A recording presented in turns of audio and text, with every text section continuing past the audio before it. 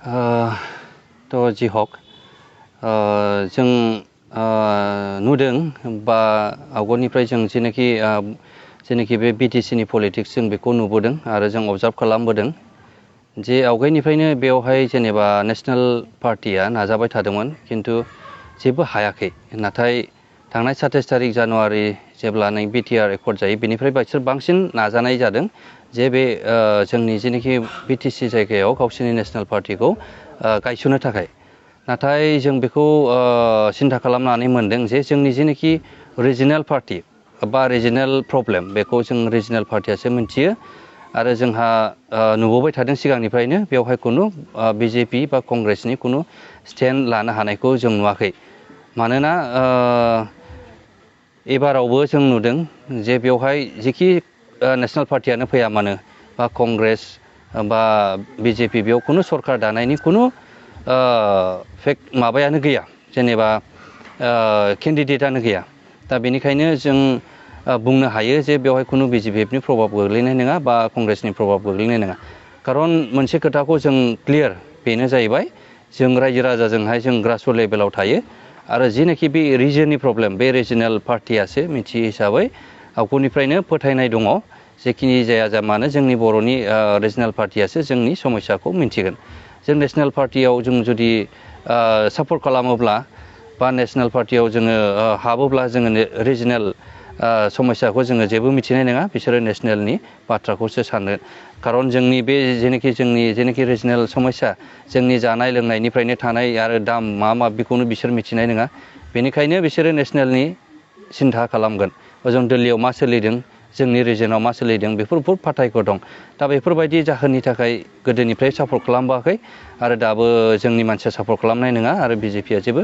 बेवहाय सरकार सालायनायनि जेबो मोनसे प्लेटफर्म जानाय नङा सार नोंसिना DIG जोंबो मैया कमिसननि दानायनि सायाव मिटिं जादों बे मेलाव मा जायासै मैया नंगौ थारैनो जों माखासे बे कमिसनार्सफोर जेरैहाय दाजाना होजानाय दङ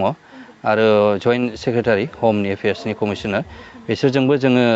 सावरायनाया ओरैबायदि जों बेवहाय खुनु गोथौनि जों सावरायाखै दा बेवहाय जास्ट बे कमिसनावहायथ' जों NDB हिसाबै स्टेक हल्डार गैखाया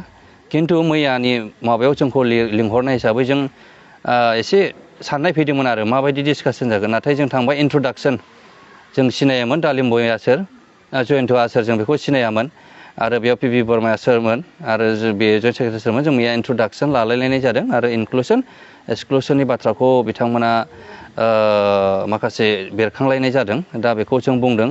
दा बेनि सायाव जोङो अलरेडि हम मिनिस्ट्रियावबो आंनि भिउखौ बुंदों मालायफ्रा मा बुंदों माखासे दैदेनगिरिफ्रा बेखौ जों बुंनो हाया खिन्थु आंनि भिउआ ओरैबायदि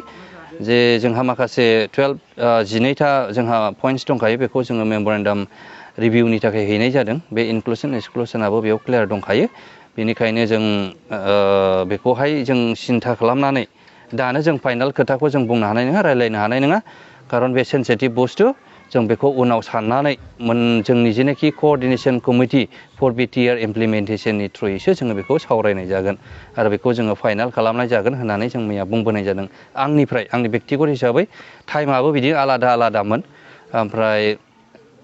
बेवहाय PB बर्माया होनबाय जाबा बियो जास्ट इन्ट्रडाक्टरि माबाल'सो मिटिंल'सो होननानै ओमफ्राय जों बेबायदि होननायलाय जों मिटिंखौ एसे थाबैनो फोजोबनानै जेबो सावरायनांगौ गैयाबा जों इन्ट्रडाक्सन खालामलायनानै सिगनेसार होनानै ओंखारबोनायल' जादों बेवहाय खुनु थाबैनो माबा गामि दानख'सिगोन गाबोन दानख'सिगोन बेनि खुनु मिटिं गैया जेबो प्रसेस जायाखै आरो जानायबो नंथ'आ बेखौहाय जों मिथिनानै फैनो हादों आरो जोबथा सोंथि सार सिगाङाव BJP एलायन्स दंमोन नाथाय दा BJP UPPLआ एलायन्सआव फैयोब्ला एकर्डआ मा जागोन बियो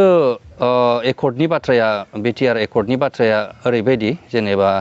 बेवहाय लिरनाय दङ BTC बे जे जायानाखि बेयाव फैगोन BTCआव जायानाखि रुलिं फैगोन बेबो लोब्बा थाफागोन बेवहाय दंखायो स्टेक हल्डार हिसाबै BTCआबो एसे गार्जेन हिसाबै दंफायो दा बेनिखायनो जोङो बेखौ सिन्था खालामगोन दिनैनि जेनाखि बेवहाय जों BTCआवहाय BPFआनो फैफिनगोन बेखौ जोंबो बुंनो हायो जेनेबा UPPL बा BJP फैयोब्ला निसय माबा मोनसे गिबि दांग्रोनाया हयथ' बे इनक्लुसन एक्सक्लुसनानो जानो हागौ जायखौ लानानै बिराद सेन्सिटिभ जाबाय थादों दा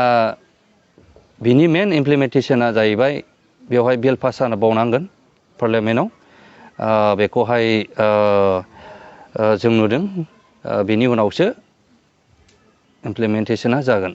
आरो BTC खुंग्रोनोसै नै जाय गभर्नमेन्टआव फैगोन BTC आव बेनो इमप्लिमेन्टेसननि मोनसे पार्ट जाहैगोन बाहागो जाहैगोन